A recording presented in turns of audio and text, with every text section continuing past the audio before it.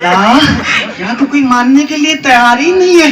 अल्लाह कहता है ये माने ना माने मैं मानता हूँ, मेरे मलाइक मानते हैं, जन्नत के शजरो हजर मानते हैं, ये शम्सो कमर मान रहे हैं, ये तो इंसान है, इनके मानने ना मानने से क्या होता है। और जो मानते हैं वो महफिल को सजाते हैं, जो मानते हैं वो खलियों को सजाते हैं, जो मानते हैं मस्जिद में चरागा करते हैं, जो मानते हैं अपने बच्चों को सजाते हैं, अल्लाह अकबर कबीरा उनके नाम पे लेते हैं और निकालते हैं और कहते हैं कि लीजिए मिलाद करिए, लीजिए जुलूस निकालिए, अल्लाह अकबर कबीरा। जो मानते हैं मानने वालों को भी कमी नहीं है और ना मानने वालों का कोई भी कमी नहीं है। ये ना आए तो कोई फर्क नहीं पड़ता।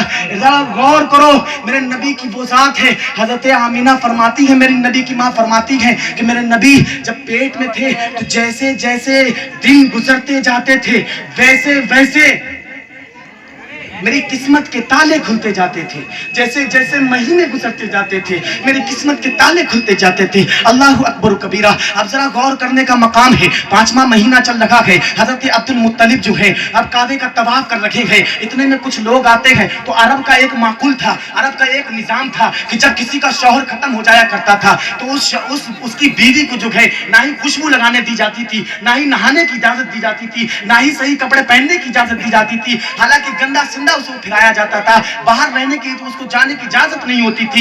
हजरत अब्दुल मुत्तलिब जो है अब काबे का तवाफ कर रखे हैं, कुछ सरदार आते हैं और सरदार आने के बाद कहते हैं कि अब्दुल मुत्तलिब तुम काबे के मुतवल्ली हो, क्या तुम्हें ये नहीं पता कि हमारे ये कुछ निजाम है? कि कौन से निजाम? कि तुम्हारी एक बहू है जो तुम्हारा कहना नहीं मानती, जो हमारे निजाम को नहीं मानती। अब्दुल्ला इंतकाल फरमा गए हैं, फिर भी वो खुशबू लगाती है। अब्दुल्ला इंतकाल फरमा गए हैं, कुछ औरतें बता रही थी कि वो सज सवर के आती है, उसके पास से तो ऐसी खुशबू आती है जैसे बड़े बड़े सरदारों के घरों में ऐसी खुशबू किसी के पास नहीं मिलती। अल्लाह अकबर कबीरा।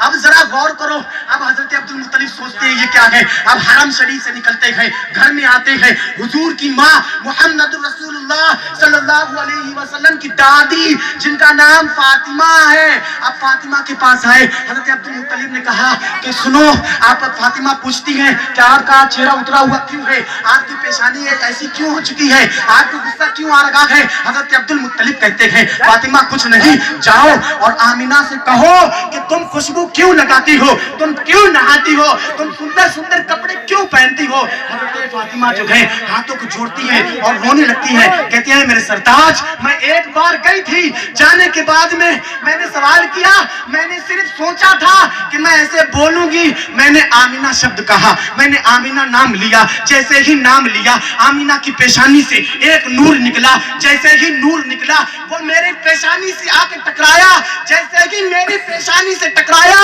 मैं बेहोश होकर नीचे गिर पड़ी, मुझे कुछ याद नहीं कि वहां पर क्या हुआ।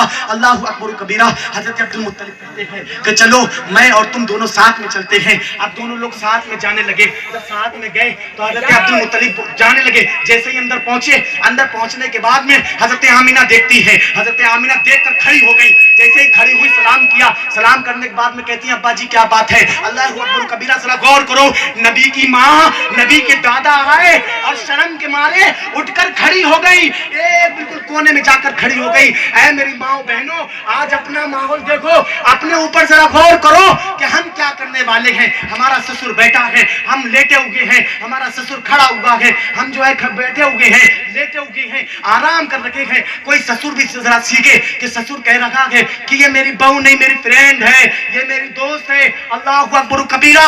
इस ससुर को जो है जरा सी शर्म नहीं आती कि बच्ची को फ्रेंड बता रखा है, बच्ची से कह रहा है कि ये मेरी दोस्त है, उसके गले में हाथ डाल करके बैठा है। और उस बहू को भी सोचना चाहिए कि ससुर का मकाम क्या होता है। अल्लाह अकबर कबीरा। बात लंबी हो जाएगी, मैं वाज़ कर रहा था कि हजरत आमिना खड़ी हो गई। हजरत आमिना खड़ी होने के बाद में सलाम करती हैं, सलाम करने के बाद में हजरत अब्दुल मुत्तलिब कहते हैं हजरत फातिमा थे हुजूर की दादी से, कहते हैं कि फातिमा पूछो ये खुशबू क्यों लगाती है। हजरत आमिना सुनती है और रोने लगती है कि अब्बा जी मैंने खुशबू आज 5 महीने से नहीं लगाई, जब से मेरे शौहर का इंतकाल हुआ है। तो हजरत मुत्तलिब कहते हैं कि तुम मेरे बेटे अब्दुल्ला का शौक नहीं मनाती, तुम्हें उसका कोई गम नहीं है, तुम्हें उसका कोई भी गम नहीं है। हजरत आमिना रोने लगती है, रो करके कहती है कि अब्बा जी आज आपने मेरे जख्मों पर हाथ रख दिया, आज آج میں آپ کو کیا بتاؤں، میں اپنے آپ کو اتنا جدا جدا سمجھتی ہوں، میں اپنے آپ کو اتنا تنہا تنہا سمجھتی ہوں، میں جانوں یا میرا رب جانے۔ اب حضرت آمینہ کہنے لگتی ہیں کہ اے ابا جی، کہ یہ جو میرے پاس سے خوشبو آتی ہے وہ میں خوشبو کو لگاتی نہیں، اللہ جانے یہ کہاں سے غیر سے کوئی خوشبو آتی ہے۔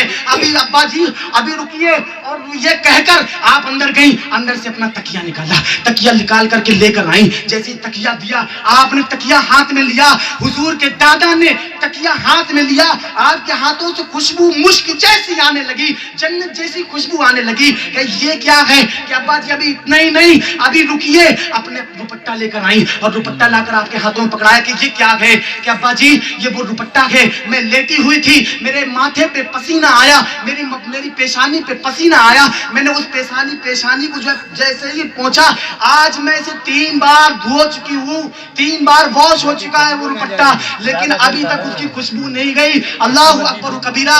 اب کہتے ہیں کہ عبد المطلب کہتے ہیں آئے میری دعا قبول ہو گئی، میری دعا قبول ہو گئی، اے آمینہ میری دعا قبول ہو گئی۔ میں نے کعبے کی چادر کو پکڑ کر کے اللہ سے دعا کی تھی کہ کوئی اپنا مقدس بندہ بھیج دے، کوئی تو اپنا محبوب بھیج دے۔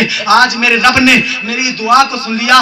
اللہ اکبر۔ غور کرو، حضرت آمینہ کہتی ہیں ابا جی ابھی یہیں پر بس نہیں ہوتا، میں جب آپ حرم میں چلے جاتے گئے، جب کچھ مہمان آتے گئے، آپ گھر میں نہیں ہوتے، آپ گھر سے پانی بھی لے جاتے گئے، اب میں کیا کرتی جب پانی گھر میں ختم ہو جاتا ہے، میں جب پانی بھرنے کنویں پہ جاتی ہوں، جیسے ہی کنویں پہ پہنچنے والی ہوتی ہوں، پانی نیچے ہوتا ہے، دھیرے دھیرے اوپر کو آنے لگتا ہے۔ جو عورتیں اپنے گھروں میں ہوتی ہیں، جو لڑکیاں اپنے گھروں میں ہوتی ہیں، وہ بھی مجھے دیکھ کر کے جو ہے ساتھ ساتھ چل دیتی ہیں کہ چلو پانی کو کھینچنا نہیں پڑے گا، پانی اوپر ہی مل جائے گا۔ اور میں پانی کو لیتی ہوں، کلش کو بھر لیتی ہوں، جیسے ہی میں بھرتی ہوں کچھ عورتیں بولتی ہیں کہ آمینہ تھوڑی دیر اور رک جاؤ، اے آمینہ تھوڑی دیر اور رک جاؤ تاکہ سکون کے ساتھ میں بھی پانی بھر لوں۔ اللہ اکبر کبیرہ۔ سارے کے سارے مکہ کے لوگ جو ہیں وہ اللہ کے نبی کی ماں کے جو اس سے جو ہے فائدہ اٹھانے لگے ہیں۔ ابھی میرا نبی اس دنیا کے اندر نہیں آیا، ظاہری طور پر ابھی دنیا کے اندر نہیں ہے، ابھی ماں کے شکم کے اندر ہے۔ اللہ اکبر کبیرہ، قربان جاؤ۔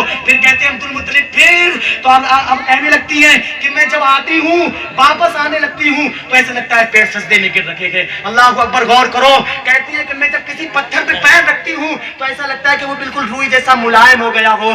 اللہ اکبر۔ ذرا غور کرو، اب فرماتی ہے کہ ابا جی اتنا ہی نہیں، جب کوئی پتھر مجھے دیکھتا ہے میں اس کے سامنے سے نکلتی ہوں تو پتھر بولتے گئے، حضرت عبد المطلب حیرت میں پڑ جاتے گئے کہ آمینہ یہ کیا کہہ رہی ہو، آج تک کوئی پتھر نہیں بولا، اگر بولا بھی ہے تو اس کی آواز کو کسی نے نہیں پہچانا، اس کی جو بھاشا ہے، اس کی جو لینگویج ہے اس کو کسی نے نہیں پہچانا۔ اب حضرت فاطمہ حضرت آمینہ سے پوچھتے ہیں کہ آمینہ اے میری بچی تم نے اس کی آواز کو پہچانا، تم نے اس کی جو ہے بھاشا اس کو پہچانا ہے؟ تو حضرت آمینہ کہتی ہے ہاں میں نے پہچانا۔ حضرت مطلب پوچھتے گئے کہ کیا پڑھتے ہیں پتھر؟ اب حضرت آمینہ کہتی ہیں پتھروں نے پڑھا ہے الصلاۃ والسلام علیک یا ام رسول اللہ، سبحان اللہ، سبحان اللہ، اے رسول کی ماں تم پر بھی سلام۔